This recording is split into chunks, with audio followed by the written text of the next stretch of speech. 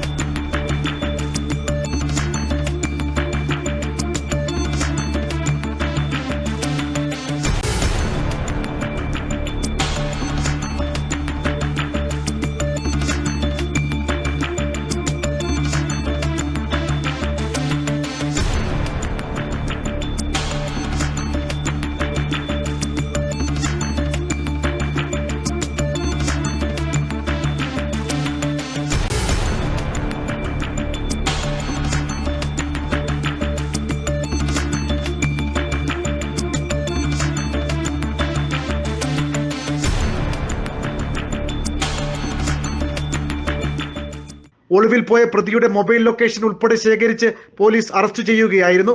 നിരവധി കവർച്ചാ കേസുകളിൽ പ്രതിയാണ് പിടിയിലായ രതീഷ്. SI മനോജ്, ഗ്രേഡ് SIമാരായ പ്രശാന്ത്, ഗോപൻ, ASI ശ്രീകുമാർ എന്നിവരടങ്ങുന്ന സംഘമാണ് പ്രതിയെ പിടികൂടിയത്. അറസ്റ്റ് രേഖപ്പെടുത്തിയ പ്രതിയെ വൈദ്യപരിശോധനകൾ പൂർത്തിയാക്കി കടക്കൽ കോടതിയിൽ ഹാജരാക്കി റിമാൻഡ് ചെയ്തു. നാട്ടുവാർത്ത, ചടയമംഗലം.